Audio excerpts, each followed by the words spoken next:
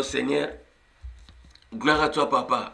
Bien-aimés dans le Seigneur, bonjour et bienvenue dans notre chaîne Parole Sacrée. Oui, bien-aimés, je suis Gédéo Moussiana Wabispen. Je viens encore comme nous partageons les enseignements prophétiques. Nous portons la lumière sur les Écritures afin que les peuples des divins pères, ce que j'appelle souvent les amoureux de la parole, puissent comprendre l'essence exacte de la parole prophétique. Gloire à toi, Papa. Bien-aimé, topusani, ngonga, ekoki, tangoyo, bien-aimé dans le Seigneur, toliaka, nourriture solide, bien-aimé dans le Seigneur, enseignement prophétique. Gloire à toi, Papa. Bien-aimé, wana thème na biso to partager lelo. Je sais que nous avons thème moko puissant. Bien-aimé, to lobela ordre de Melchisedec. Ordre de Melchisedec, bien-aimé dans le Seigneur, eza sujet moko, bien-aimé dans le Seigneur. Autrement dit, sujet moko, eza ko faire aussi couler encre, bien-aimé, et puis eza sujet moko mal compris. Bien-aimé, pourquoi? Bien-aimé, dans l'ordre de Melchisedec, il y a beaucoup de pasteurs, bien-aimés, ou de prophètes, qui ont enseigné Melchisedec, bien-aimé dans le Seigneur. Supériorité, il y a Melchisedec sur les Lévites. Wana 1. Deuxièmement, bien-aimé dans le Seigneur, la Bible a précisé que Melchisedec, le roi de Salem. Gloire à toi, Papa, Nazana, Hébreu chapitre 7. Melchisedec, le roi de Salem, Aza égal, na fils de l'homme, autrement dit, Aza égal, na Otobengaka, le souverain Seigneur Ya. Gloire à toi, Papa. Bien-aimé, et puis, autrement dit, Melchisedec, la supériorité de Melchisedec serait Abraham, autrement dit Abréa. Supériorité, il y a Melchisedec et Nicolo, il y a Abraham. Par rapport à quoi? Puisque la Bible a précisé que non, bien aimé le Seigneur, dans le livre, il y a Genèse. Genèse chapitre 14, après avoir que non, Abraham a recevoir à Botoli ou Ezalaki, bien aimé, butin, il y a guerre, bien aimé, à Longoli, un dixième à Pessi Melchisedec. C'est pour cela, Balobi, regardez comment il est plus grand, celui à qui que non, Abraham a Pessa qui est dîme. Gloire à toi, Papa. Bien aimé, c'est pour cela, Lélo, Tongito comprendre l'enseignement Oyoyo. L'enseignement Nabiso, bien enseigné à Lélo, bien aimé, ordre de Melchisedec. Gloire à toi, Papa, bien aimé, to poussani, pour te banda, enseignement Nabiso à Lélo, to sali comme d'habitude. Et puis notre coutume, bien aimé, le Seigneur, to le baka souvent, to le bi, to sala loko la bandimia bere. Ozui kaena yo, ozui bike, o poussani, poto banda, enseignement na biso ya lelo. Gloire à toi, Papa. Bien aimé, wana sans plus tarder, bien aimé, Seigneur, ozui ma Bible na biso na livre, il y a Hébreu chapitre 5, verset 6. Pour to banda, enseignement na biso ya lelo, Hébreu chapitre 5, gloire à toi, Papa. Hébreu chapitre 5, verset 6. Écoutez, pourquoi bien aimé? Puisque awa wa déplace thème na biso ezali. Et puis awa wa place au bien aimé le Seigneur et simbi bien aimé awa wa place simbi incompréhension bien aimé le Seigneur. Il y a enseignement oyoyo batu baza ko enseigner Melchisedec le roi de Salem azali yewana le divin père yewana ndenzambe. Bien aimé to ko apprendre lelo. Awa te reporter lumière sur ce sujet. Il y a Melchisedec. Gloire à toi, Papa. Na tozi ma Bible na biso, tozi ma Bible na livre ya Hébreu chapitre 5 verset 6. Je lis la parole par le nom puissant glorieux du Seigneur. Comme il dit encore, tu es sacrificateur pour toujours selon l'ordre de Melchisedec. Wana Hébreu chapitre 5 verset 6. Gloire à toi, Papa. Bien-aimé, dans Hébreu chapitre 5 verset 6, c'est précisé que non, bien-aimé dans le Seigneur, comme il dit aussi dans un autre passage de l'écriture, que tu es sacrificateur et tu es sacrificateur pour toujours selon l'ordre de Melchisedec. Alors, bien-aimé, tangu batuazo simba awa baza ko enseigner ordre de Melchisedec. Par rapport à quoi? Par rapport à Hébreux chapitre 5 verset 6. Tu es sacrificateur pour toujours selon l'ordre de Melchisedec. Alors, n'a pas ensemble commis ordre de Melchisedec. Bien-aimé, n'a pas église, bien-aimé, ordre de Melchisedec. Est-ce que ordre de Melchisedec est ça biblique? Topé Zamabe. Gloire à toi, papa. Bien-aimé, c'est pour cela il faut te côté na profondeur ya parole. Profondeur écriture, en fait, que écriture est dévoiler vérité. Bao bansenyaka ordre de Melchisedec. Melchisedec azala ki sacrificateur to ko apprendre nyosto. Melchisedec yewana azana image ya bien-aimé otobenga le divin le père to ko apprendre nyosto awa. Gloire à toi, papa. Mais bien-aimé, quand on soit Hébreux chapitre 5 verset 6, dans lui second, bien-aimé, il précisait comme il dit dans un autre passage que tu es sacrificateur pour toujours selon l'ordre de Melchisedec. Ou en lui second. Gloire à toi, papa. Mais bien aimé, si on a le bien soit Darby Bible, na Darby le Bible.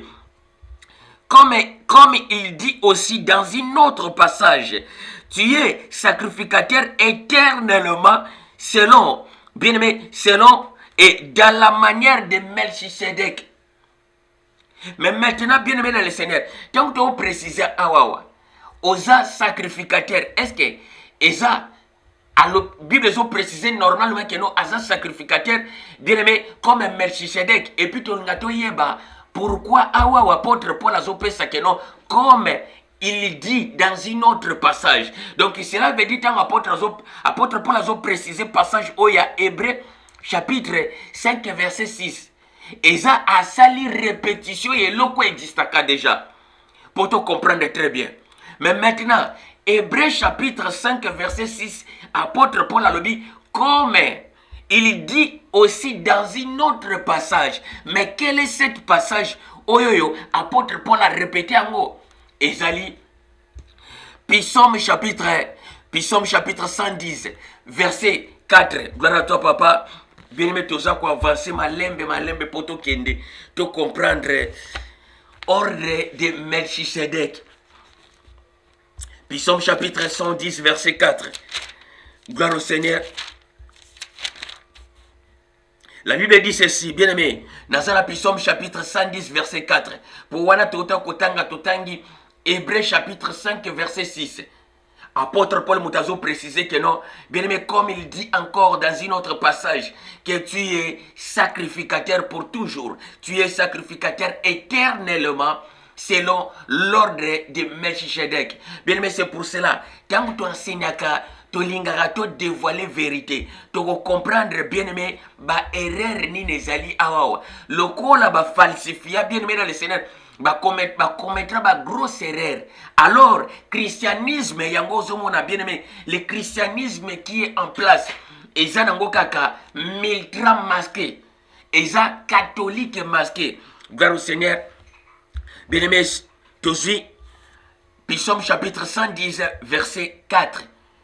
Yango anande, apôtre Paul a répété on a Hébreux chapitre 5, verset. Hébreux chapitre 5, au bandit verset 6 et 10. Gloire à toi, papa. L'Éternel l'agirait et il ne se repentira point. Tu es sacrificateur pour toujours à la manière. Bien-aimé, awawa, na Psaume chapitre 110, verset 4, tu es sacrificateur pour toujours, à la manière de Melchisedec. Gloire à toi, papa. Or, autrement dit, tant que l'on awawa, il faut que l'on la sacrificateur. Pourquoi il faut que l'on la sacrificateur? Tu comprendre rien tout, na quatre enseignement oyo. Ezali, tu es prêtre. Na place à prêtre, tu es sacrificateur. Tu comprends bien, mais tu es prêtre pour toujours, à la manière de Melchisedec. Gloire à toi, papa. Mais maintenant, bien aimé, quand on va modifier parole, surtout le bito soit sous bien aimé dans le Seigneur, na même côté na Hébreu, tous les Bibles na biso bien le Seigneur dans le livre, il y a Hébreu chapitre 7. Gloire à toi, papa. Hébreu chapitre 7. Bien-aimé, Hébreu chapitre 7, bien-aimé dans le Seigneur, et naotanga quelques passages, et ça, le plus dangereux au ekiko bungisa motunzela. Totangi, Hébreu chapitre 7, Nabadina 1.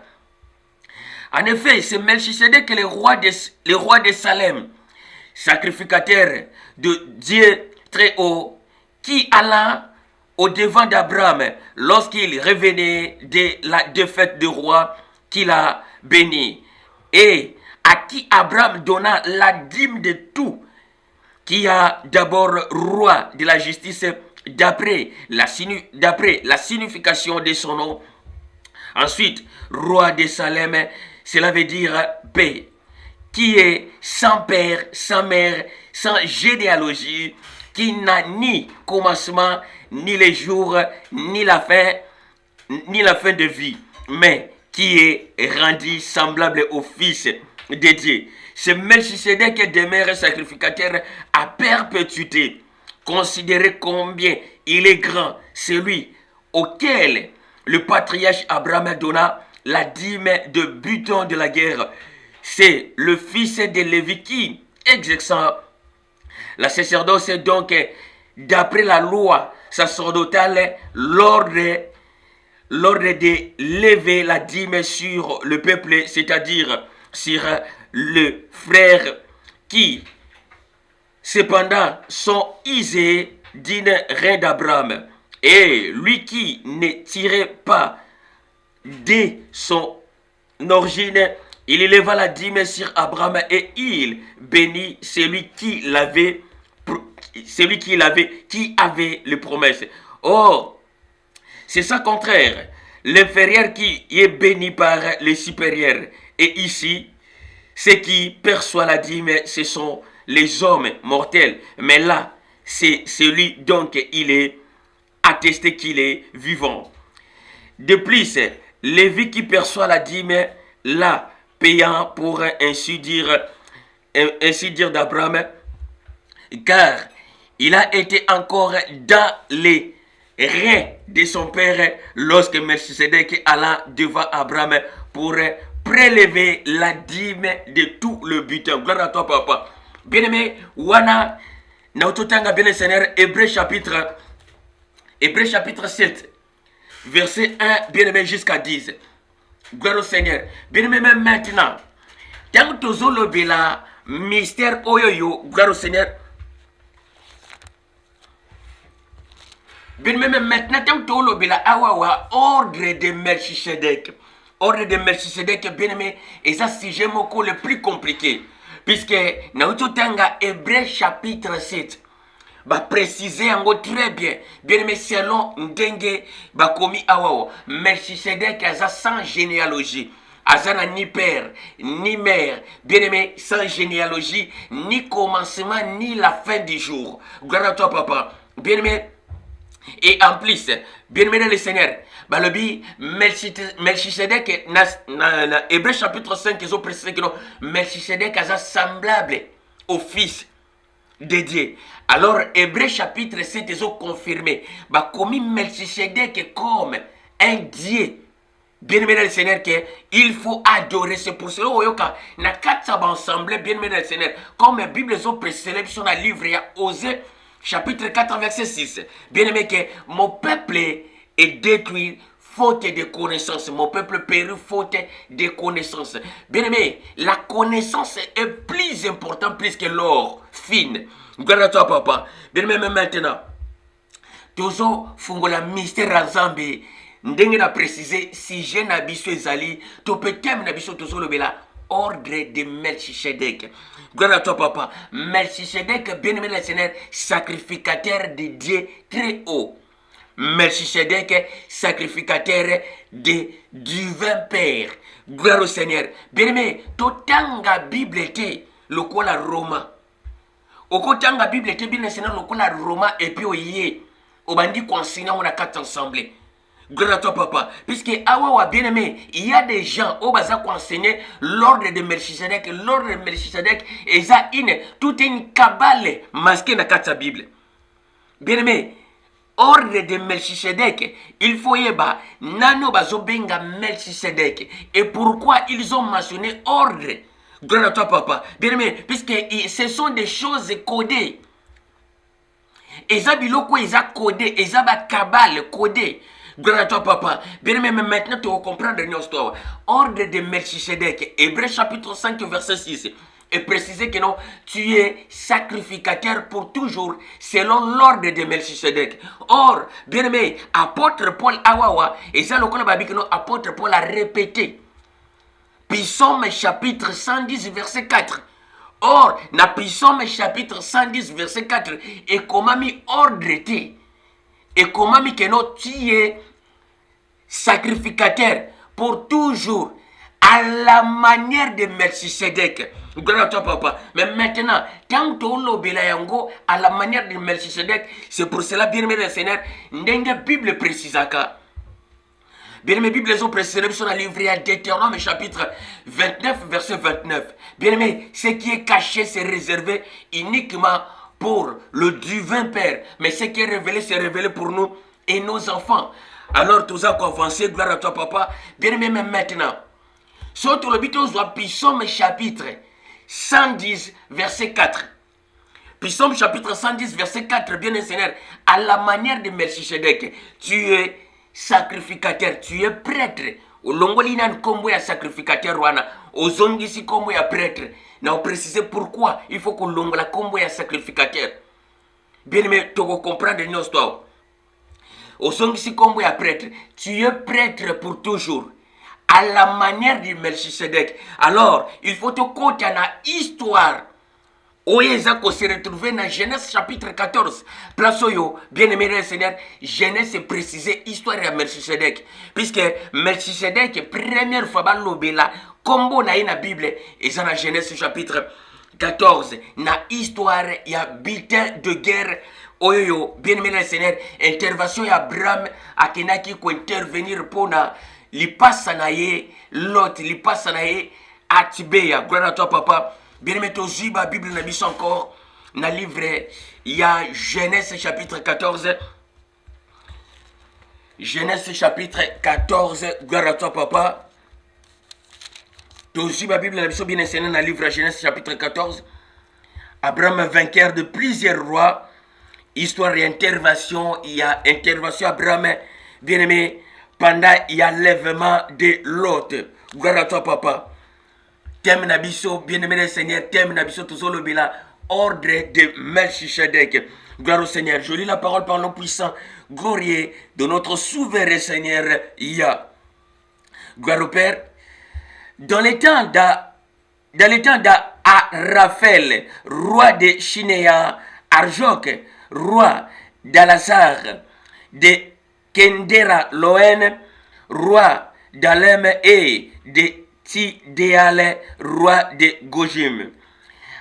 Il arriva qu'il fera la guerre à Béra, le roi de Sodome, à Bishar, roi de Gomorre, à Shinéar, roi d'Adam, contre Kendera Loem, les rois d'Alem, Tiboam et de Gojam. Les quatre rois contre 5 rois. Dans la vallée de Sidim était couvert depuis de bitume. Le roi de Sodome et celui de Gomorre prirent la fuite et il tomba. Les restes s'enfuient vers les montagnes. Le vainqueur enlèvera toute la richesse de Sodome et Gomorre et toutes leurs provisions et il s'en alla. Il enleva aussi avec ses biens Lot, fils des frères d'Abréa, Abraham, qui demeurait à Sodome et il s'en alla. Un fouillard vit annoncer à Abraham l'Hébreu, celui qui habitait parmi les chaînes de Mamré, l'Amoréen, frère de Escolote, le frère d'Ané, qui avait fait alliance avec Abraham. Dès que Abraham y apprit que son frère avait été fait prisonnier, il arma 310 soldats, ce plus brave serviteur, et il poursuivit le roi jusqu'à Dan. Et il, divisant sa troupe pour les attaqua la nuit, lui et ses serviteurs, il le battit et le poursuit jusqu'à Shoba, qui est à gauche de Damas. Il ramena toute la richesse et il ramena aussi Lot et son frère avec ses biens aussi, que les femmes et le peuple. Après que Abraham fit revenir vainqueur de Kendélaoum et des rois étaient avec lui, le roi de Sodome sortit à sa rencontre dans la vallée de Chevet, qui est le vallée de roi. Melchisedec, roi de Salem, fit apporter du pain, du vin. Ils étaient sacrificateurs du Dieu très haut. Il bénit Abraham et dit: béni soit Abraham par le Dieu très haut, maître du ciel et de la terre. Béni soit le Dieu très haut qui a livré les ennemis entre tes mains. Et Abraham lui donna la dîme de tout. Le roi de Sodome dit à Abraham: donnez-moi le personne et prends pour toi le richesse. Abraham répondit au roi de Sodome: je lève ma main vers l'Éternel, le Dieu très haut, maître du ciel et de la terre. Je ne prendrai rien de tout ce qui est en toi, pas même un fil, ni un cordon de souliers, afin que tu ne dises jamais: j'ai régi Abraham, rien pour moi. Seulement, c'est qu'on va manger les jeunes gens qui étaient avec moi. Gloire à toi, papa. Et ils prennent leur part. Gloire à toi. Bien-aimé dans le Seigneur. Awawa, Bible zo précise l'histoire, il y a Melchisedec. Bien-aimé, histoire à Melchisedec, oyoyo, bien-aimé, et ça la polémique na katia ensemble. Ordre de Melchisedec. Oyezali na livre ya Hébreux chapitre 5, verset 6 à 10. Gloire à toi, papa. Melchisedec, le roi de Salem. Yewanazana, image, il y a divin le Père. Bien-aimé, c'est pour cela qu'on a précisé qu'il faut te côté en profondeur. Il y a ma commis. Gloire au Seigneur, pour bien-aimé, ma commune de Loba, au lieu bisoto Loba Loba ebele. Gloire à toi. Bien-aimé, awawa, n'dengue na précisé qui. Psaume chapitre 110, verset 4. Et précisez-le, que non, bien-aimé, Melchisedec est le roi de Salem. Bible est précisée dans Psaume, chapitre 110, verset 4. Tu es sacrificateur, tu es prêtre pour toujours, éternellement, dans la manière de Melchisedec. C'est pour cela, bien-aimé, le Seigneur, Psaume 110, Ezali, prophétie. Bien-aimé, oye kokisa mana noté. Puisque bazwaka Psaume 110 balatisi ango, bien-aimé le Seigneur. Pourquoi? Puisque le Seigneur yemo quoi répéter yango. Alobi azolo bana descendant d'Abraham. Alobi pourquoi alors Abraham, votre père, il avait précisé que non, le Seigneur, le divin Père dit à mon Seigneur le roi: assis-toi à ma droite jusqu'à ce que je vais confondre tes ennemis. Bien-aimé, Waneza Susu parti Moussousou, il y a prophétie. Ouezali na Psaume chapitre 2. N'engito comprendre malam. Mais maintenant, selon l'ordre de Melchisedec, on a quatre assemblées, bien-aimé, et comment le coup la slogan. Ordre de Melchisedec, ordre de Melchisedec. Aussi longtemps, bien-aimé dans le Seigneur, Bazolanda, selon Ndengeza sonné kaka ordre de Melchisedec. Alors, les gens sont là, na kati ya christianisme pour adorer Melchisedec. Par rapport à quoi? Par rapport à la Bible ont précisé dans le livre hébreu. Na aussi côté de Melchisedec, le roi de Salem, Aza, ni père, ni mère, ni généalogie. Gloire à toi, papa. Bien-aimé, il y a un précisé qui est lokuta. Tant toi signaka avec des preuves à l'appui. Bien-aimé, notre but, il y a un enseignement prophétique pour remettre des choses comme il était. Notre but, bien Seigneur, il y a préciser avant ce mot, toza kozongisa, bien aimé, makambu ndenge ezalaki.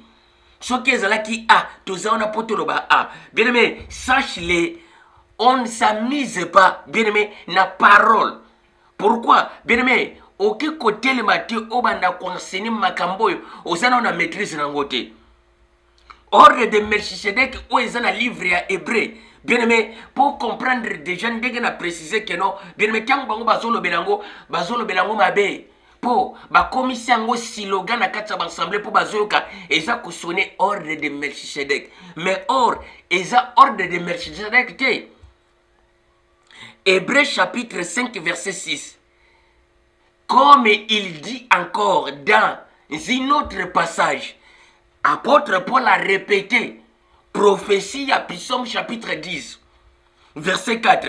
Mais maintenant, quand on entend prophétie à Psaume chapitre 10, verset 4, il y a un lobby que non, il faut marcher encore. Tout que ne koyeba, comment est-ce que le Melchisedec a comaki, bien aimé, prêtre du vin père.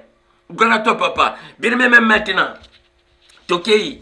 Comme un enseignant qui n'a pas enseignement précédent. Bien aimé, histoire d'Abraham. Abraham a bima, bien aimé le Seigneur, Abraham a outa Mésopotamie.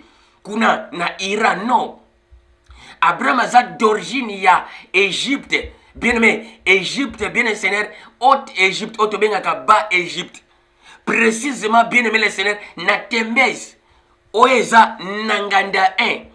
Gloire à toi, papa. Bien aimé, tu comprends très bien. Or, pendant ce temps-là, il y a Abréa, les deux rois jumeaux. Ils étaient déjà des rois jumeaux, bien aimés des Seigneur, depuis l'ère, bien aimé, depuis tant bazana nous, na Égypte, na Nanganda 1. Je précise bien, na Nanganda 1. Ville Abraham, kuna bata Ir. Or, Abraham a outé na I. Na Nanganda toujours 1. Ndengeza na carte wana. Gloire au Seigneur. Bien aimé, aussi longtemps que nous n'attendons wana, il y avait toute une confusion. Ndenge temps actuel tozali. Bien aimé, il y avait plusieurs sortes d'adoration yabadier na Égypte. Confusion totale. C'est là que le tout-puissant, le divin, il s'est levé, bien aimé dans le Seigneur, pour apona maintenant mutumoko aponi Abraham, Abreya et Atibeya les deux jumeaux. Ndenge na Seigneur déjà na enseignement les cas qui soko lingo comprendre ngo au vérifier wana. Mais maintenant, bien aimé, Abraham a longwe Égypte, a quitté na setina Éthiopie. A na terre Éthiopie ndenge balobaka terre ya Canaan. Bit na na terre ya Canaan zanini, terre Éthiopie. Bakoda yango terre ya Canaan. Ngola toi papa, aye na terre wana par rapport à quoi? Nzamba memie na terre wana po. Bien aimé, mission na ezali mission ya pèlerinage. Ayate que notre tourisme, mais aya pèlerinage. Gloire à toi papa. Tout ça quoi avancer. Bien aimé, c'est même maintenant. Quand on préciser awawa. Après cela, bien aimé, comme j'avais dit, Abraham, un temps est venu que non, bien aimé, na terre ou na pèlerinage, précisément en Éthiopie, bien aimé, famine yé, sécheresse yé, bien aimé, et même famine na pays. Alors, c'est là que Abreya na Atibeya les deux jumeaux et leur sœur Mirab va préférer traverser de l'autre côté. Yamaï na Arabie. Pour baluka place qui nous bien aimé Seigneur, ba qui ko survivre na peuple na bango ensemble, puisque ils marchaient avec leur peuple. Babima qui na Égypte na peuple. Bien aimé, bazo tambour ensemble na peuple moko baza mélangé. Les seuls hommes n'attendent wana abane kotambola bien Seigneur na peuple mélangé plusieurs races. Yango zomo na tango balobaka les Hébreux. Les Hébreux zaki otomona kalelo awawa. Les Hébreux à l'époque, bien aimé Seigneur, ezalaki peuple mixte, peuple mélangé. Il y avait les Arabes à l'intérieur, des Blancs, bien aimé Seigneur, à l'intérieur, des Noirs ensemble. Et c'est pour cela, mélange wana ba bengi bango les Hébreux. Alors, à l'époque, bien aimé, les Hébreux et outi na no Abacha. Abacha, cela veut dire mélange de peuples. Gloire à toi, papa. Mais maintenant, les Abacha sont jusqu'aujourd'hui na Érythrée aux nord il y a Éthiopie. Érythrée si c'est Érythrée si je me trompe pas les noms. Gloire à toi papa. Mais maintenant, bien aimé, après un certain temps, on a enseignement qu'on enseignait séparation, il y a Abraham et Lot. Séparation, il y a des jumeaux. Bien aimé, mais maintenant, Lot, Atibé a préféré Akende Kofanda na terre. Bien aimé, les seigneurs, terre où il y a monaki côté oyo jardin d'Eden ezalaki kala. Précisément na Djibouti. Djibouti ou Djibouta, papa, Djibouti, place oyo, l'autre kenaki kofanda. Précisément na Danakil, na région ya Danakil, place oyo, bazalaki. Gloire à toi papa. Bien aimé, pourquoi? Tant que vous précisez makambo yo bien aimé, oyo nkolo pesi yango tozo ya nango poto servir bino. Bien aimé, pourquoi? Bien aimé, il faut yeba na réseaux sociaux basalaka plaisir na motuté. Na réseaux sociaux bien aimé, c'est na tango zoya ko enseigner. Bien aimé, il faut yeba que no awa eza église té. L'église oko sa l'erreur lekani. Mais awa erreur oko sa le ketikala. Ba o bazana connaissance peut-être plus que yo. Bien aimé ba oya ba corriger makambo ko loba keno eza faux makambo lobi. Sodome et Gomorre, bien aimé le Seigneur, ezali, bien aimé le Seigneur, province oyomoni, ezalaki na province oya Danakili. Gloire à toi papa, tu quoi prendre en après l'enseignement yo, oyo tout ça enseigner ordre de Melchisedec. Gloire au Seigneur. Mais maintenant, bien aimé, après séparation, il y a Abraham na l'autre. Place Abraham azalaki, bien aimé, Abraham atikali toujours na terre, na province otozobenga, bien aimé, ba benga on Mamre. Abraham abare kofana na ba chaîne ya Mamre. Or les chaînes ya Mamre ezali les chaînes ya Amara. Abraham azalaki kofana na Amara, précisément na royaume Aksum. Le royaume Aksum yango nde royaume ya Abraham. Or, bien aimé, quand on va se séparer, c'est là que, bien aimé, Jimo na ye Atibéa, autrement dit l'autre, Akei na ye ko s'associer, bien aimé le Seigneur, Nabarab encore, le berbère, qu'ils étaient de l'autre côté. Namupanzi wana bien aimé le Seigneur, côté ya Golfe Aden. Golfe d'Aden, c'est là que, bien aimé, son jumeau Akine ko se réfugié kuna. Mais maintenant, tant qu'on se réfugié na royaume Mosusu. Or, tango un autre roi aye na royaume wana, bien aimé, comme ami ya roi ya Sodome. L'autre azalaki ami ya roi ya Sodome. Bien aimé, ba yambie ba pesi place. Oyoka même, bien aimé, na barcelme ke yo koyoka babi ke no. Oya yaki loko l'étranger comme il peut couper sa ordre awawa. Tu quoi prendre en go. Gloire au Seigneur. Mais maintenant, bien aimé Seigneur, tant que tu tanga, yango lobi poto enseigner très bien mystère ya ordre de Melchisedec ndenge ezali bien aimé ndenge koma lokola siloga na kati ya assemblée bien aimé il faut d'abord tolinga toyeba qu'est-ce qui s'était passé au juste Melchisedec ango akoma ki prêtre ya akoma ki sacrificateur ndenge nini. Gloire à toi papa. Bien aimé maintenant Genèse chapitre 14, bien aimé, Genèse chapitre 14, verset 1 à 24. Et telle est histoire. Bien aimé, il y a histoire histoire il y a base Égypte. Base Égypte, c'est le cas Égypte Nord. Gloire au Seigneur. Égypte Nord, bien aimé le Seigneur, et bien aimé, occupé par des Grecs. Au bateau de Bengakal, ba grec, ba outande maison à Bangweza, Égypte à nord. Les occidentaux à Wabaminde, les européens, Ndakuna Bangwezali, Égypte nord. Gloire à toi, papa. Or, bien aimé, là, c'est maintenant. Nathan wana o Abraham Azali, bien aimé, or, Égypte nord. O Babenyango, base, Égypte, bien aimé, ba s'imposaki. Comme Bakonza, ba royaume Mosusu. Alors, la Bible a précisé que nos bien Seigneur a imposé un système que tous les petits royaumes wana bafutaka ba droit bafutaka comme bempo. Bien aimé dans le livre à Genèse chapitre 14. Gloire au Seigneur. Tous les royaumes wana nyonso miki bafutaka bempo. précisément na royaume ya Sodome na Gomorre banda kofuta impôt toujours wapi na aba komiango bien aimé le Seigneur na kende la loem kende la loemen gloire à toi papa. Or bien aimé kende loemen yo bien Seigneur ezali précisément place oyo Pharaon to bengaka Tatukatum azalaki gloire à toi papa. Mais bien aimé na période wana banda ko benga ngo période moko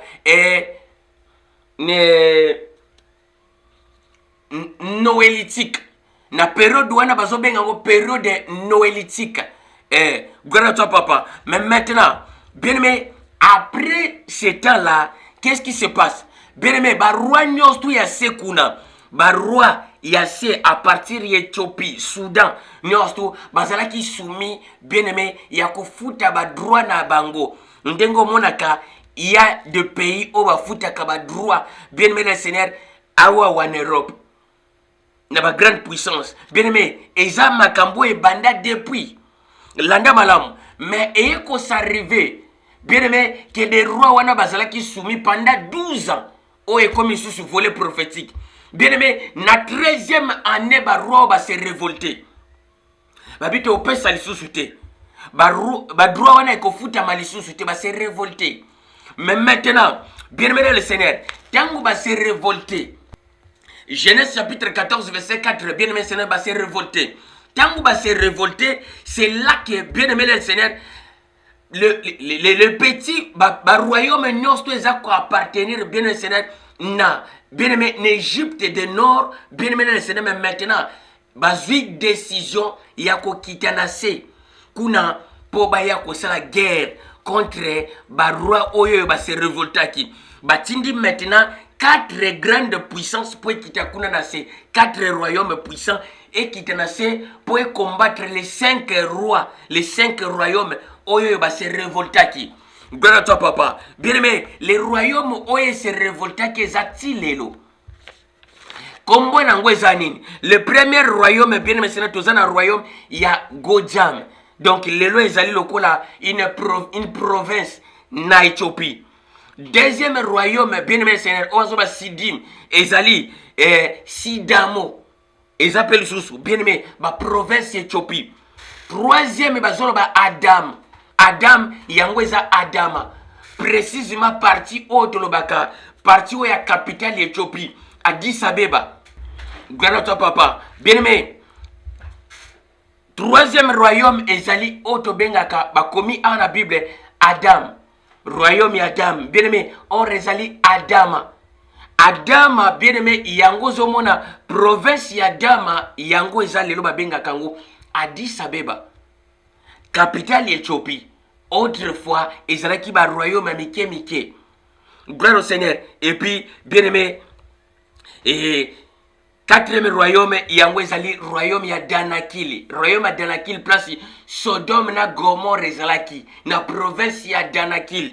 Bien aimé je crois que notre olobela Sodome et Gomorre na prochain enseignement gloire au Seigneur. Et puis cinquième royaume eza balobi royaume ya Bela c'est royaume de Bantu yango ezali Bantu ezali province ya sud Éthiopie. Bien aimé, les provinces de Bantu et Zassi d'Éthiopie. Gloire au Seigneur. Bien aimé, les 5 rois se révolter contre les grands rois, bien aimé, les grands rois de l'Égypte, bien aimé, néolithiques. Les grands rois néolithiques, il y a Égypte, il y a Oyo. Nathan wana ezalaki base Égypte, mais Nathan lelo tobengango Égypte du Nord. Gloire au Seigneur. Bien même maintenant, tango ba se révolter bongo les 4 royaumes oba wuti kuna que les grands souverains ya Égypte oya zalaki bien même na tête ya Égypte kuna a délégué 4 bien même groupes bien aimé le Seigneur, il y a armé pour Bahia, bien aimé le Seigneur, Kobunda contre les 5 royaumes Oyoyo, bah c'est révoltaki. Pendant que il y a guerre, Oyzala qui planifié, bien aimé le Seigneur, na vallée, Oyzala, vallée ya Danakil, bien aimé le Seigneur, tout près, il y a, batiango, tout près, il y a mer. Autobengaka mer rouge, il y a golfe d'Aden, place événement et c'est pas ça qui. bataille oyoyo, bien aimé le Seigneur, guerre oyoyo. Il y a Genèse chapitre 14, verset 1 à 24. Et c'est pas ça, Nadanakil. Gloire au Seigneur, tant que se préparer bataille place wana, bien aimé, pendant temps il y a bataille, les armées qui en Égypte sont très puissants, très forts. Bien aimé, c'est pour cela, il y a les autres qui tombés, il y a des morts,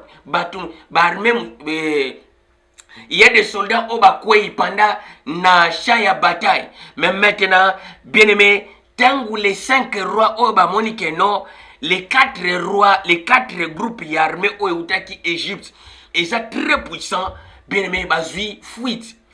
Bakimi, naza toujours bien aimé dans le livre. À ce moment basé dans le livre Genèse chapitre 14, verset 1 à 24. Kokima bakimi bien aimé le Seigneur, il y a les autres peuples bakangi. Bakangi bango maintenant comme prisonniers. Or, tango bakangi bawana, bakangi aussi des rois nakati. Les rois de Sodome, l'ami de Lot, ami de Atibeya, le frère de Abraham, le frère de Abreya. Bien aimé, bakangi Lot nakati ya bato bakangaki. Gloire au Seigneur. Ba memi bango, bien aimé dans le Seigneur, ba memi bango na Égypte likolo. Comme des prisonniers. Gloire à toi, papa. Mais bien aimé, pendant tant il y a bataille, il y avait encore maintenant, bien aimé, un fuyard, on va bien dire fuyard, à qui na combat, rescapé moi quoi, qui mi bien aimé le Seigneur, à qui maintenant quoi prendre Abraham na Égypte, na Éthiopie. Abraham na Éthiopie, bien le Seigneur, pour royaume action ezali précisément na parti to benga kango Amara. Awana bile bachango ba kodango Mamre. Gloire au Seigneur. Mais maintenant tant va prendre Abraham, va prendre Abreya que Jimona yo bakangi pendant l'événement ya boye. Bien aimé, c'est pour cela que non à Abraham, Abreya, il s'éleva. Bien aimé, abandi maintenant qu'on préparer. Bien aimé, ba brave. Oh, mais il y a royaume naïe. Abraham, il avait royaume. Bien aimé, et puis terre promise. Et ça, terre promise, autre, la terre promise. Et ça, Égypte, et Ezali, Arabie Saoudite, Israël. La terre promise à Abraham. La terre promise à Abreya. Et ça, Tilelo. Ezali, Éthiopie. Royaume et Abraham, Ezalaki, royaume Aksum. Gloire au Seigneur. Bien maintenant, on a précisé ma camboy pour na yebi place na jiango, na yebi qui n'a précisé avec certitude. Gloire au Seigneur. Mais maintenant, après cela, bien aimé le Seigneur, maintenant Abraham a rassemblé bas soldats, bongis équipement très bien. Bien aimé, Azim maintenant voyage. Nakata Bible tango on dirait événement moko boy bakangi batu awawa allez les autres armées katisi kuna bien le Seigneur pour qui ne kobunda. Mais non, eza événement moko salami bien aimé eziba jour rebelle. Bakangi batu ba memi bango ba prisonnier. Bien aimé le Seigneur, marche, raisonner siko bobandi marche depuis Danakil, bo mati, bo traverser Éthiopie, bozo mata. Bien aimé ezali événement moko il y a 2 jours 3 jours et ça événement moko est vraiment battant et belé. Alors bien aimé, les prisonniers sont montés ba memi ba prisonniers oyo bien aimé le Seigneur ba keina bango ti na Égypte. Bien aimé, tango ba memi ba oyo aussi longtemps que Abraham ba neko précipité pour Alanda Bango. Bien aimé le Seigneur, c'est là que Abraham Alandi Bango a poursuivre Bango. Bien aimé le Seigneur, a rattraper Bango na lié au babengaka vallée ya Tembez. Gloire à toi papa. Vallée ya Tembez ndenge za na carte 4 wana. Bien aimé, tango Abraham a commis wana. Bien aimé le Seigneur, a zeli butu puisque place ba pemela ki yango wana. Précisément na vallée à Tembez, wapi na Égypte. Non, ndenge ba précisa kawana, bien aimé, o ba codé na kata Bible, bien aimé le Seigneur, et ça falsification et écriture. Ya mon lelo tozolo bela bien aimé le Seigneur, na zolinga enseigner, bien aimé, thème na biso, ordre de Melchisedec. Puisque il y a des assemblées, bien aimé dans le Seigneur, il y a des assemblées au bazar qui enseigné que Melchisedek et Yewana Zali Nzambe. C'est pour cela que nous avons précisé dans ma camboyo, grand toi papa, bien aimé, nous avons précisé enfin que les botas va comprendre que non, Melchisedek a Nzambe. Gloire à toi papa, Melchisedek a Nzambe. Pourquoi? Puisque tant toyoka ordre de Melchisedek, bien aimé, tu pensais que Ndenge, bah, commis dans le livre, il y a Hébreu, chapitre 5, verset 5 à 10. Et puis, dans le livre encore, il y a Hébreu, chapitre 7. Que Melchisedek azali sans généalogie. Ni père, ni mère, grand à toi papa, bien aimé, Melchisedek aza plus grand, la supériorité à Melchisedek, l'ikolo ya Balevi, la supériorité à Melchisedek, l'ikolo ya Abraham. Pourquoi? Puisque Abraham a pris la dîme, il y a bité à guerre à Pessin à Melchisedek. Tout ça pour apprendre la vérité à wow. Melchisedek a comment, bien aimé dans le Seigneur, a comment prêtre ndengenin. Pour yangonde tozo landa poto pesa sens exact na batem na bango bachaka. Gloire au Seigneur. Bien aimé, même maintenant, Abraham a landi na Tembez, na vallée à Tembez. C'est là qu'il a rattrapé ba prisonnier na ba roba kanga ki ba komba prisonnier. Tango akangi bangwana bien le Seigneur, attaqué na Boutou, tango attaqué na Boutou bien le Seigneur, les 4 autres armées puissantes, bien aimés, Abraham a réussi bango, a réussi à kokimisa bango, a récupérer, bien aimé, le peuple, le butin, bien aimé, richesse au baboto laki, bien aimé le Seigneur, na 5 royaumes wana, bien aimé, les femmes et les hommes au bakanga ki babana me mabango na base Égypte kuna lokola ba prisonnier, Abraham a retiré bango nyostu. Grand toi papa, bien aimé, même maintenant, bazongi les mêmes jours te. Ba oyo ba kima ki ba mati maintenant na base Égypte. Or, Melchisedek, le roi de Salem, landa balam. Gloire à toi papa. Bien aimé, parole ensemble ça très bien. Il suffit quand oye bango. Gloire au Seigneur. Bien aimé, pendant temps oyo Abraham a kati sa mer rouge. Landa très bien. Pendant période oyo Abraham a traversé mer rouge. Par rapport à quoi? Par rapport que non Nzamba souffla likolo ya mer rouge comme gelé, batambola likolo loko la terre ferme. Mais maintenant, bien aimé, comme le divin avait précisé, makambu na osala awawa, afin que kombo nange yokana partout. Afin que kombo nange yokana partout, bien aimé, alors l'événement o esalama na Arabie Saoudite, précisément na ville ya Maka, Abraham a katisa, bien aimé, va traverser mer rouge. Non, Moïse a kabola maï, non. Bien aimé, Moïse a kabola jamais mer rouge. Mais bien aimé, le Seigneur, Eza et Lokoyo, après fléau ya grêle, Nzamba soufflé le colo ya mer. Ma glaçon o ezala ki likolo ko tepa likolo ya mer. Bien aimé, ma lili wana nyonstu, mer comme glacé. Oto benga ka verglas. Makasi et permettre au peuple de traverser. Alors, esprit de l'éternel, oebane kotambola deva bango comme, bien aimé, lokola colombe de feu, lokola, bien aimé, li pata ya moto. Tango moni que non armé, y a ba diversaire babandi koya, bien aimé, accueilli à se mettre na katikati. Li pata ya moto et tourner zongi na si mais se mettre na katikati. Là na très bien mystère ensemble et se mettre na katikati. Alors li pata ya moto ko chauffer na mai. Place wana bien aimé tangu ba chauffer na mai, les glaçons là ils se fondre bien aimé le Seigneur et peser nango komi bien aimé et kuko supporter les sous kilo ya motuté. Il faut tout comprendre le mystère ensemble très bien.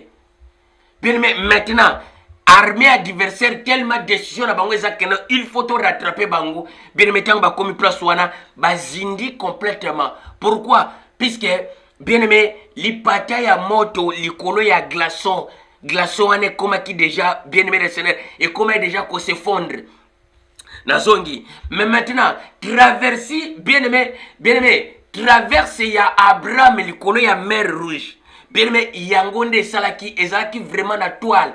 il y a information, bien aimé, au sangwetamboli partout. Alors, c'était là que Abraham a bâtir ville oyo Aksum. Abraham a bâtir bien aimé royaume Aksum. Aksum, cela veut dire quoi? Aksum, cela veut dire, Aksum est là ici, non seulement à craindre, et non seulement à respecter, mais à craindre aussi. Koto sakakate, mais il faut banga. Kobanga par rapport à quoi? Par rapport, il y a la main de l'Éternel ndenge oyo esoperaki na Arabie Saoudite bimisi peuple otobengaka les Hébreux, les Abacha. Gloire au Seigneur. C'est là, bien aimé le Seigneur, aussi longtemps. Melchisedec, bien aimé, Melchisedec, roi, il y a commis roi de Salem. Or, tanga, bien aimé, les enseignements, roi de Salem, cela veut dire roi à Israël. Non! Bien aimé, sans connaissance, il faut que nous ayons connaissance. C'est pour cela que nous, bien aimé, la Bible est précisée dans le livre, il y a. Dans le livre bien le Seigneur cantique, non, mon fils, il faut chercher la connaissance. La connaissance est plus précieuse, plus que l'or.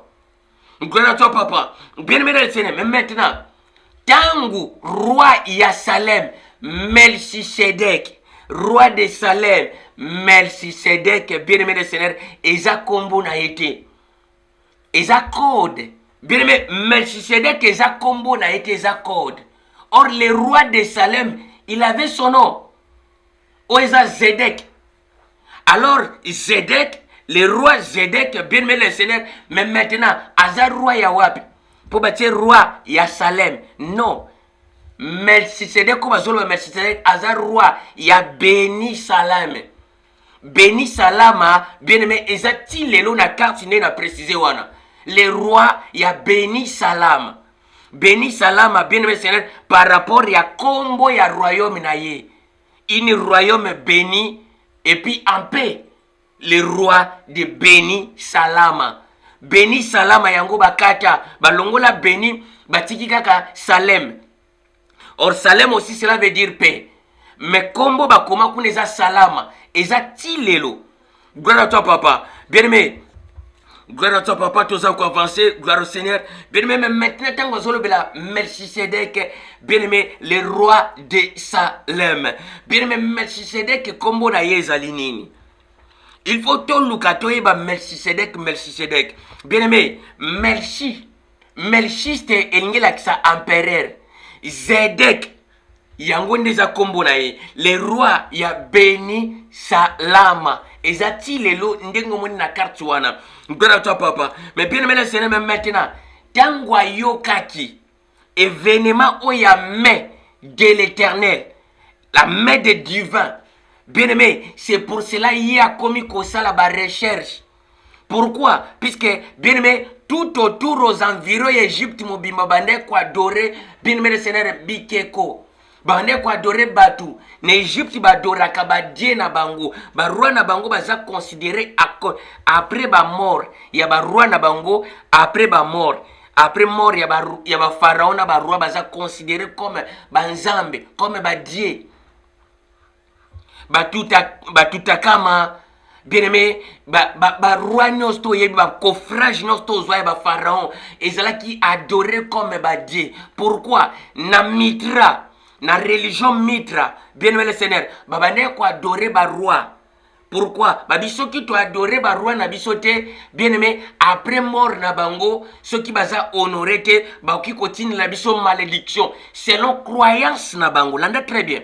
Mystère ensemble. Mais maintenant, tangu muto bazo benga Melchisedec, tangu empereur Zedek, Melchiste, il n'y a que empereur. Zedek yango ne kombo na ye. Mais maintenant, tango zoyo ka bien aimé le bazota ordre de Melchisedec. Là aussi c'est une autre chose. Mère, tango zoka mère Melchisedec est à code. Il y a mère Tisger. Melchisedec est ali bien aimé. Melchisedec on est à phare est ali déesse. Gloire au Seigneur, déesse bengaka déesse mère. Gloire au Seigneur. Déesse principale, donc déesse mère, bande kobenga ina kombo ya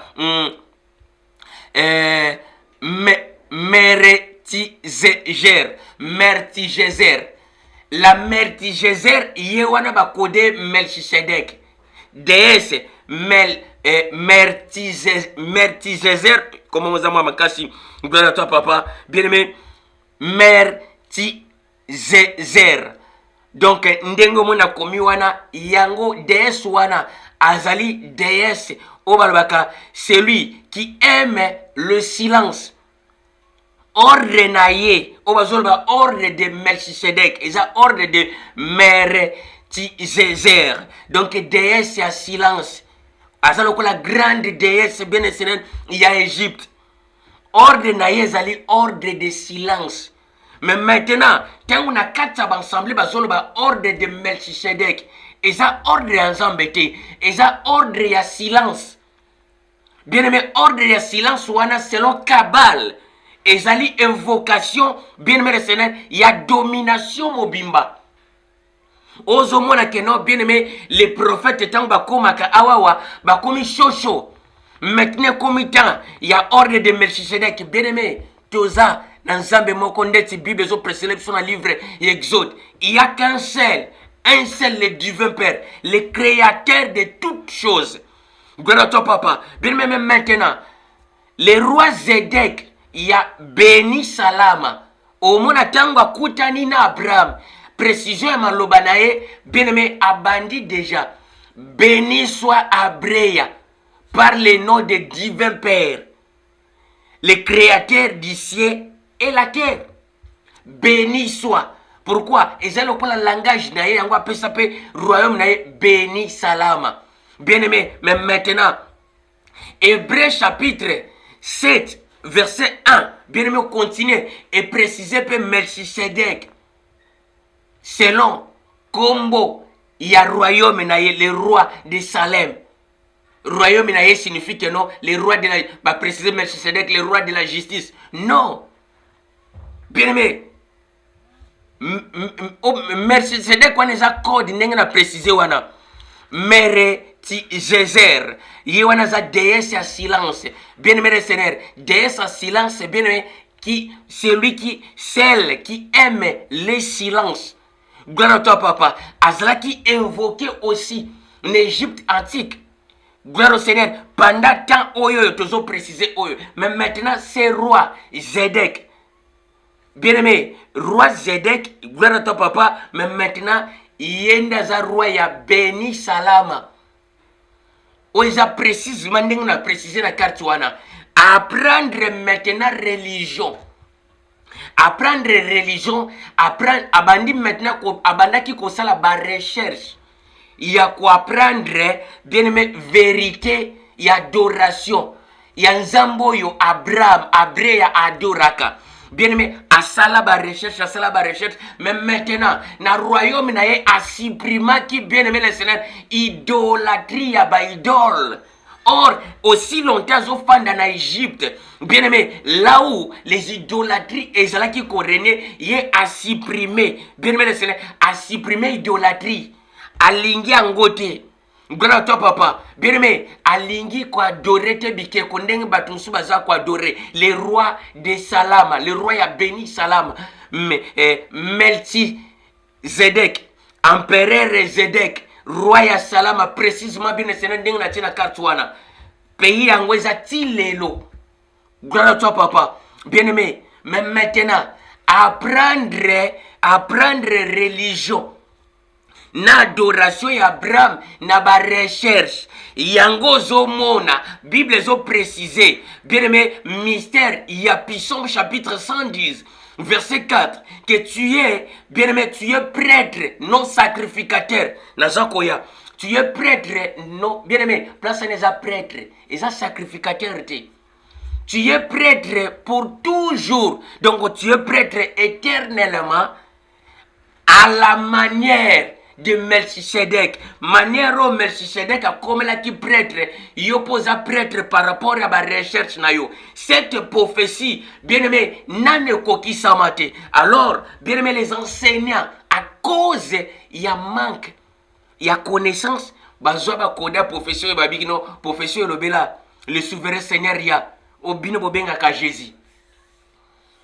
Bien aimé, or c'est faux. Bien aimé, c'est pour cela que nous avons porté lumière. Nous avons porté lumière pour, bien aimé, les amoureux de la parole va comprendre et puis va adorer, va comboter, bien aimé, pour que si le gamo réseau sonne bien, ordre de Melchisedec, et ça, bien aimé, déesse, il y a silence. Déesse, on va bien les déesses mères. Les déesses mères, il y a Égypte antique, il y a Nord-Égypte antique. Bien aimé, Azalaki déesse moko très puissant, alingaka silence. Bien aimé, maintenant, bien aimé, les loba comment ko utiliser na ba kabal. Na kata ba ensemble. Tango yoki mosala nzamba zo kota biki no lelo tolo bela ordre ya Melchisedec. Ce sont des esprits. Azako évoquer ba esprit bien Seigneur, esprit à silence na kati ya salle. Gloire à toi papa, ndengo moni na préciser wana, ndengo moni déesse wana komboni angwana na komi wana. Gloire au Seigneur. Poza ba komo moko za makasi mereti Saint-Ger. Gloire à toi papa, déesse celle qui aime le silence. Gloire au Seigneur. Bien même maintenant on a précisé Hébreux chapitre 5 verset 6. Ils ont précédé Melchisedec fit un sacrificateur. Place on appelle sur la Bible faux. Bien aimé, tout la Bible était le roman. Mais Bible, il faut aussi la connaissance en Zambie. Bien aimé, avant Moïse, sacrificateur à Zalate, ceux qui ont serviteur aux contre Maloboy. Bien aimé, l'oba nanga contredire langage nanga. Avant Moïse, tu allons comprendre que nous sommes faux. Avant Moïse, sacrificateur à Zalate. Bien aimé, qu'est-ce que cela veut dire sacrificateur? Melchisedec, sacrificateur de Dieu très haut. Bien aimé, ça va connaître théâtre. Hébreux chapitre 5, verset 6. Théâtre. Melchisedec fit sacrificateur du très haut. Selon l'ordre de Melchisedec. Oh Jésus-Christ a qui selon l'ordre de Melchisedec. Jésus-Christ a qui le souverain sacrificateur. Jésus-Christ a qui souverain sacrificateur selon l'ordre de Melchisedec. Bien aimé, vous enseignez des choses que vous maîtrisez. Olobane lo comme ça blasphème na mis ensemble bien aimé Seigneur et tikali péché à libéla. Mais heureusement Bible a précisé que non nzamba tangaka taya ignorance à motute. Gloire au Seigneur. Bien aimé maintenant Abraham fit prophète natawana. Abraham azalaki lokola nabi prophète de l'Éternel. Alors, Abraham abandaki kwa adorer Nzambe na kombo biso to adoraka Nzambe te. Abraham abandaki kwa adorer Nzambe Abreya, abandaki kwa adorer Nzambe na kombo ya Yeya. Or le nom Yeya yango na bakodango Yahweh. Ndenge na précisaka bien Seigneur na bansenement elekaka. Le nom de divin. Yahweh euti na Yeya. Adoration soko beti temple de Yeya. Omona temple yo Abraham atika, temple Abraham atika, ezati lelo. Pour rendre témoignage, bien aimé le Seigneur, il y a mensonge ba comment la carte Bible. Bien aimé, voici les temps. Oh yo yo, il faut que le peuple soit éclairé par la vérité. Gloire au Seigneur. Mais maintenant, ma recherche, il y a empereur, il y a béni salam, bien aimé. A sali ba recherche mais maintenant à comment on la kilt na ye na peuple na ye que peuple na ye ba adorer Nzambe ya Abraham Nzambe ya Abreya. Gloire au Seigneur. Mais maintenant bien aimé le Seigneur, c'est une bonne occasion à yoki keno mutoyo bien aimé mutoyo bien aimé le Seigneur oya lukaka mona na misu Abraham azaka na quelques kilomètres awawa.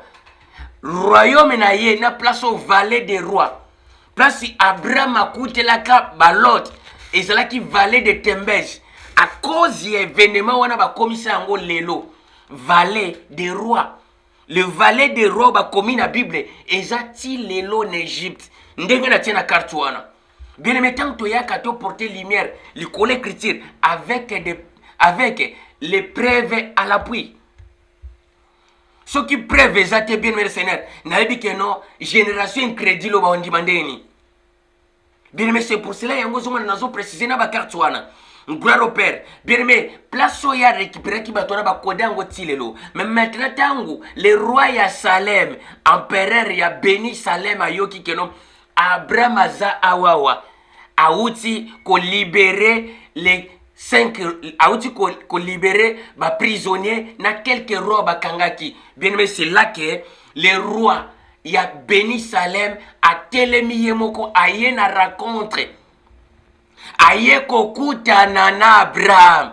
Pourquoi? Aye kokutana na prophète. Le prophète oyo yabandaki kosala ba recherche po ayeba le prophète la adoraka nzambe nini.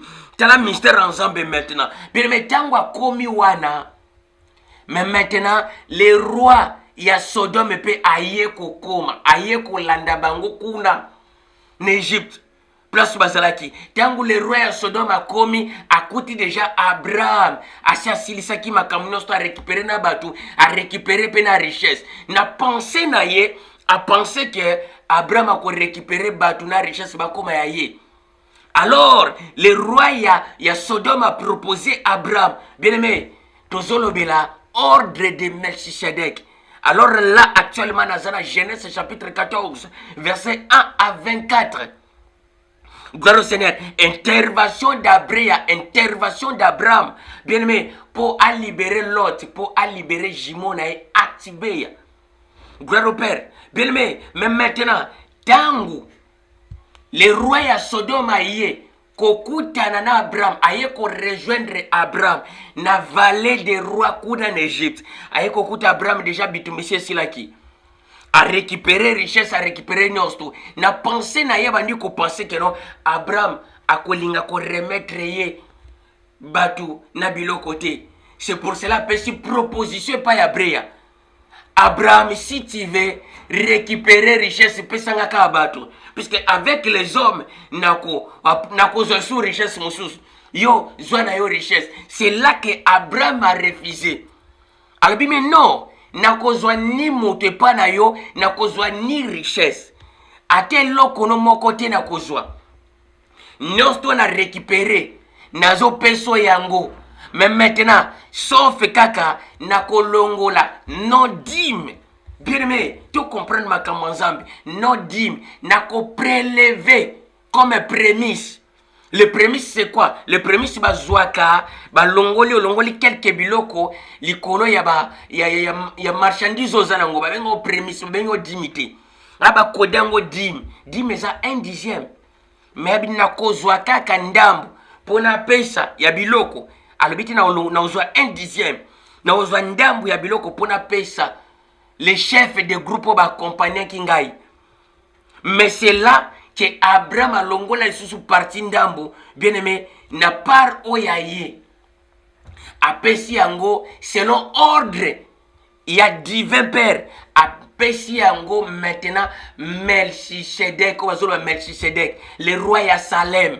Pourquoi? Puisque l'Éternel, le Tout-Puissant, Tatan Zambalingi a confirmé maintenant pour le roi ya Salem ayena batunaye. Il faut Abraham a confirmer Melchisedec qui a serviteur. Il faut y apesi Abraham lipa na mai na ve po balia bazwa makasi ba uti na bitumba. C'est là Abraham a kamati parti. Oyaye ya Abraham apesi yango ye entake musali ya Nzambe alia parwa na lobi ngana bozango te na pesi une autre personne ye paza musali ya Nzambe. Pourquoi? Puisque selon Ndenge, le Tout-Puissant, le Divin Père a soufflé. Par rapport à quoi? Melchisedec a commis, bien aimé, prêtre, a commis serviteur. Yanzambe na ba recherche. Ya kolandela, ya kotinda, batubatala, ndenge ni na Brahma salaka, brato papa. Bien aimé, yango moni code oyoyo. Les codes de Melchisedec, yango moni bien aimé les Seigneur, les occidentaux, ba resira ya koyiba Bible. Pourquoi? Bien aimé, ba utiliser kaka histoire oyoyo. manière oyo Melchisedek ane kosala ya kozwa information place oyo esalamaka ndenge nini, place oyo badoraka ndenge nini, place oyo balobaka ndenge nini. Bien aimé, yango ekomisaki Melchisedek serviteur ya Nzambe. Après avoir comme serviteur ensemble, comme il pratiquer culte, il faut que l'Éternel y ait confirmé ministère wana. L'Éternel a confirmé ministère wana en tant que prêtre. Bien aimé, alors le prêtre, Abraham refusant et à comprendre, bien aimé, le premier c'est le buton de la guerre. C'est pour cela, Agi par Naya Pessi Melchisedek. Or, dans Hébreu chapitre 7, il va préciser, regardez combien il est grand. C'est lui à qui le patriarche Abraham a payé dîme. Gloire à toi, papa. Bien maintenant, Wana te comprendre très bien. Ordre de Melchisedek, c'est un ordre de silence. Et ça, il y a déesse mère. Gloire au Seigneur. Il y a déesse mère en Égypte. Selon Kabbal. Gloire à toi, papa. Mais maintenant, bien aimé, tant que Melchisedek qui sacrificateur, non. Non, non. Gloire à toi, papa. Melchisedek fit prêtre. Or, Abraham fit prophète. Première fois, Babenga prophète dans la Bible, c'était Abraham, Abrea, le prophète, autrement dit Nabi. Mais maintenant, lui, Bataille prêtre, Nassé, il y a prophète. Le prophète, il y a bandit Kopambo, la prophète. Alors, en retour, le prophète aussi a reconnaître que Azam Osali. Gloire à toi, papa. Bien aimé, c'est ça la parole. Mais maintenant, pour comprendre que non, tu es sacrificateur. À la manière, selon l'ordre de Melchisedek, et ça faux. Tu es sacrificateur. Melchisedek ne fut jamais sacrificateur. Melchisedek fut prêtre. Le prêtre, bien aimé, yango ba kodé yango sacrificateur. Pourquoi? Bien aimé, puisque connaissance à ça mon cœur. Landa malam. Donc, il y a bien aimé Seigneur, na deuxième niveau. Bien aimé, prêtre. Le prêtre na Exode chapitre 28. Gloire à toi, papa. Exode chapitre 28. Landa yoka. Exode chapitre 28, bien aimé Seigneur, pour te comprendre, na fungula nyos tuana. Gloire à toi, papa. Bien aimé, nazana livre Exode chapitre 28. Gloire au Seigneur. Exode chapitre 28. Landa malam. Bien aimé, Nazui, second 21, Bible. Version second 21, Bible. Exode chapitre 28, verset 1. Yoka. Fais approcher de toi ton frère Aaron et ses fils. Prends-les parmi les Israélites pour qu'ils me servent en tant que de prêtres. Bien aimé. Exode chapitre 28, verset 1. Fais approcher Aaron et ses fils, les prêtres, prends-les dans mon service. Comme quoi? En tant que de prêtres. Landa malam. Qu'il s'agit d'Aaron et de ses fils. Exode chapitre 28. Et puis Exode chapitre 29. Fais approcher Aaron et ses fils. Zobango lokola prêtre. Pour le service nangai. Mais maintenant, bien aimé, na code, bien aimé, na code maintenant prophétique. Les prêtres, bien aimé, les prêtres sous sacerdoce, je sais que bien aimé ma cambo ma casse.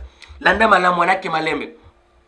Les prêtres, Melchisedek fut prêtre, non sacrificateur. Landa. Or, les prêtres, bien aimé le Seigneur, balati kombo ya ba sacrificateur, na sacerdoce ya Moïse. Or, dès le commencement, j'avais précisé que non, bien aimé, ezala na sacrificateur mon côté, en dehors ya sacerdoce ya Moïse.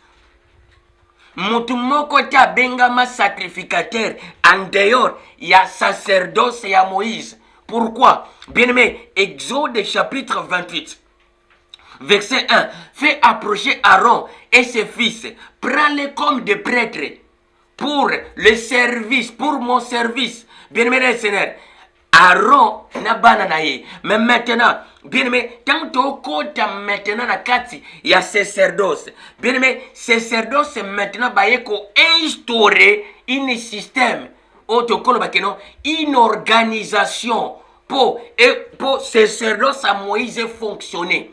Bato bazo travailler na kati organisation wana bango nde babengi bango ba sacrificateur. Or les sacrificateurs, autrement dit les prêtres, ba changer combo ba kombi ba sacrificateur pour na service ya sacerdoce, service ya nini, service ya offrande, ya expiation na offrande ya holocauste, banyama wana ya sacrifice. C'est pour cela ba komi les sacrificateurs. Or les sacrificateurs ils ont code sacerdotal.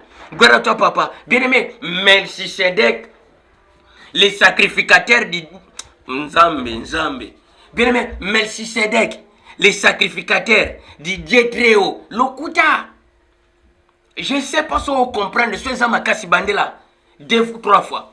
Bien-aimé, Melchisedec, Hébreu chapitre, bien-aimé, lobby angona mashiba mote. Hébreu chapitre 5, verset 6 à 10. Hébreu chapitre 7, lokutana ko kata même fait Yohana. Bien-aimé, nazolo avec sincérité, avec beaucoup de certitude, bien aimé, Hébreu, et zana lokuta moko na livre hébreu, oko imaginer. Mais il y a on a prouvé que nos bien aimé, mutu moko ta bengama sacrificateur. Puisque na temps actuel bien aimé Seigneur, vous êtes là pour dire amen, n'a pas vanné notre doctrine. Melchisedec, ordre de Melchisedec, amen. Bon, on a maintenant opération Melchisedec, amen. Bien aimé, les temps qu'ils sont en train de prononcer des mots comme les ordres de Melchisedec, Yozo Kaka, ordre de Melchisedec, sous spirituel, bien aimé, c'est une invocation. Il y a déesse mère Égypte. Gloire à toi, papa. Celle qui aime le silence. Tango betelo kwano sali déjà appel. Il y a l'esprit wana. Baye en fait qui va côté sa silence. Il y a tous les esprits. Baye ko s'imposer na katia salle. Bien me fait très attention. Et puis faut yeba aux réseaux sociaux. Bien aimé. Okoya koloba n'importe quoi puisque il y a même des esprits de l'air. Na makambo to bundi trop. Alors, bien étant on a qu'à conseiller na yaka ça la plaisir na motumote. Nazo préciser oyo nazi o na pesi. Gloire à toi, papa. Bien-aimé, ils ont dépendre na yo ya koloba amen to ya koboya. Etalinga tengana pesika ona. Oye pesa meninga na pesa na pesi. Les restes za ngati. Gloire à toi, papa. Bien-aimé, mais maintenant, Hébreu chapitre 5 verset 6. Bien-aimé, ndenge bazo komara keno, tu es sacrificateur selon l'ordre de Melchisedec. Nyos toneza lokuta. Melchisedec ne fit jamais un sacrificateur, mais Melchisedec fit prêtre. Alors, le prêtre et le prophète étaient à l'écart. Quand on a maintenant dans Hébreu chapitre 7, regardez combien il est grand, celui à qui que Abraham a prélevé 10 000 habitants pour Pesaï. Bien aimé, c'est le Kouta. Alors, quand on a mis na code ya mitra, bien aimé, na code ya mitra, na Egypte ndenge na préciser babande ko adorer ba pharaon na ba roi na bango lokola ba die. Alors tant bango ba fortifier awawa yango ba boyi ko pesa généalogie naye. Pour ceux qui battent généalogie, avec généalogie à moto osana facilité ya ko landela po yeba source naye yango batté il a azali na ni père ni mère, sans généalogie ni le commencement des jours ni la fin. Bien aimé, extraterrestre ton âne. Même celui qu'on appelle le souverain Seigneur Ria, azana commencement ya jour. Pendant ces jours na ina sa moyo. Alors, vous allez nous dire que non Melchisedec Aza n'a ni le commencement des jours, mais cela veut dire Aza extraterrestre. Bien aimé, il faut qu'on fasse de la Bible. Bible est une prophétie. Alors que non, recommandation allez babi examiner toute prophétie. Et ça prophétie au bolobaka. Non, examiner toute prophétie, examiner toute parole où ils a écrit. Koluka compréhension littérature, mais luka compréhension bien Seigneur. Oyoyo, esprit za coupé ça. Gloire à toi, papa. Bien aimé, si on compréhension au esprit, on comprendre le sens exact de la parole. Ndenge tozo préciser awa. Gloire à toi, papa. Bien aimé, yango zomona tozo préciser ma kamboy. Mais maintenant, Melchisedec ne fut jamais un sacrificateur. Melchisedec fut prêtre. Alors déjà, combien il est plus grand, combien il est plus petit par rapport à Abraham. Pourquoi? Lui, c'est un prêtre. Il vient se présenter devant un prophète. Pourquoi? Puisque lui, il est devenir prêtre par rapport à la recherche à comment Abraham adorait l'Éternel. Puis Psaume chapitre 110, verset 4. C'est à la manière. Tu es maintenant serviteur, tu es prêtre. À la manière de Melchisedec. À la manière, Ndenge Melchisedec a comme qui serviteur, yo maintenant comme serviteur, à la manière de Melchisedec. Et ça ne même pas le Seigneur. Bien aimé, yango zomo na tango tolobi keno ato ansinaka bansenement prophétique. Enseignement prophétique ça nourriture moko solide. Ndenge mo na préciser wana. Bien aimé, tango tozolo bela keno, bien aimé, sacrificateur yango zomo na les sacrificateurs ya sacerdoce. Aussi longtemps qu'il est le souverain Seigneur aïe. Romains chapitre 10 verset 4 les souverains Seigneur ya yendaza fait ya sacerdoce ya Moïse. Gloire à toi papa. Le Seigneur Jésus-Christ. Christ est la fin. Bien-aimé le Seigneur. La fin. Christ a fin ya loi. Gloire à toi papa. Aza lokola accomplissement. Il y a sacerdoce à Moïse. Mais maintenant, bien-aimé, tant que sacerdoce à Moïse, bien-aimé, maintenant, organisation, sacrificateur, échanger, Éphésiens, Romains chapitre, bien-aimé, Romains chapitre 10, verset 4.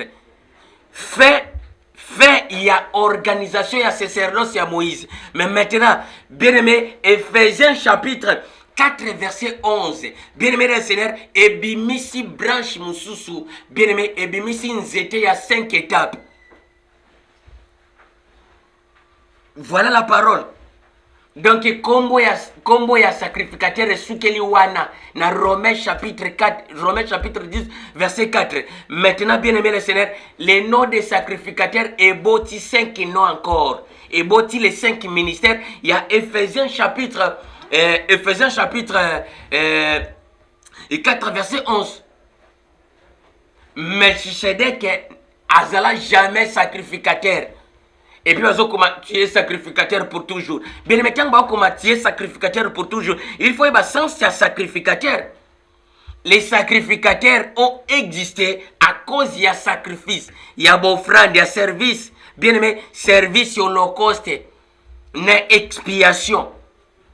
Par rapport à quoi? Puisque la Bible a précisé que la loi n'était pas capable pour ramener l'homme à la perfection. Bien-aimé, la sacerdoce de Moïse ne fut point capable, bien-aimé, ne fut point digne de ramener l'homme à la perfection. Et ça n'a pas na présence en Zambé. Il faudrait quoi? Il faudrait, bien-aimé, les sangs des animaux. Bien-aimé le Seigneur, et ça qui n'a pas coquité à cause que ça monte n'étant, il y a perfection, n'étant pur. Il faut quoi? Il faut les sangs. Bien-aimé, les sangs de notre souverain Seigneur, yangonde, bien-aimé Seigneur, et ça n'a capacité à couper encore vie nouvelle. C'est ça la parole. Alors, les sacerdoces a pris fin. Accomplissement, il y a sacerdoce de place et à prendre fin. Bien-aimé, avant Moïse, sacrificateur a existé. Les sacrificateurs du Très-Haut n'a jamais existé. Même Abraham, abanaki ko kende ko sala bien-aimé Seigneur ko offrir nzambe bien-aimé ko offrir nzambe bien Seigneur na botel atikala jamais ko benga ma sacrificateur. Or on a précisé très bien Exode chapitre 28, c'est là que les prêtres sont devenus des sacrificateurs. Changement. Pourquoi? Puisque bien-aimé tango ba organiser branche moko pour fonctionner sacerdoce à Moïse, c'est là les prêtres bazo travailler na kati. Il y a organisation na kati, il y a initiation wana babengi bango les sacrificateurs puisque ils sont là pour sacrifier les animaux. Mais Melchisedec a sacrifié qui na place ni na sacerdoce ni. Or avant Moïse, il n'a jamais eu une autre sacerdoce. Gloire à toi papa. Gloire au Seigneur. Bien aimé, wana izala qui enseignement la biso tonga tono belasir. Ordre de Melchisedec. Bien aimé, n'adorez pas Melchisedec comme un zambé. C'est une déesse, bien aimé le Seigneur, déesse, ndengomoni kombo na tiwana, aza déesse mère ya Égypte antique, gloire à toi papa, azala qui adoré na bas Égypte, gloire à toi papa, bien aimé, c'est pour cela moni ba kodé wana, Melchisedek roi de Salam, azam Melchisedek, azali roi oya béni Salama, béni Salama, ezala qui na Égypte, comment na Google, béni Salama Égypte. Au comment que bimisela yo bien aimé le Seigneur royaume wana place royaume wana ezalaki yo bazo benga royaume ya Melchisedek le roi de Salam. Or les enseignants baza ko enseigner bazo préciser que non Salam ezali Jérusalem. Jérusalem bazo yo kana sukana ezali Salem. Donc cela veut dire que non au longoli Jéru otikika Salem. Azalaki roi ya Jérusalem. Bien aimé wana ça to benga ka tautologie. Ozo tâtonner tantôt plutôt. Bien même l'obanzambe il faut y préciser. Osa enseigner avec précision. Gloire au Seigneur. Oui bien aimé wana to komi na suka. Ya enseignement na biso to nga to enseigner. Bien aimé to komi na suka enseignement na biso selon l'ordre de Melchisedek. Selon l'ordre ya déesse. Bien aimé, ordre de silence, il y a déesse mère Égypte, yango wadora karakata ensemble. Gloire à toi papa, bien aimé, à bon attendant, bon attendant, sali. Gloire au Seigneur, bien aimé, on a tout comme na souka, on est là qui abino le humble serviteur de divin Père, on a bien à Tatan Zambi, que j'aime de tout mon cœur. Gloire au Seigneur, bien aimé, on est là qui abino le humble serviteur Gédéon Moussiana Wabisben. Je vous dis à bientôt et puis tokutani na ba prochain enseignement auto conseiller.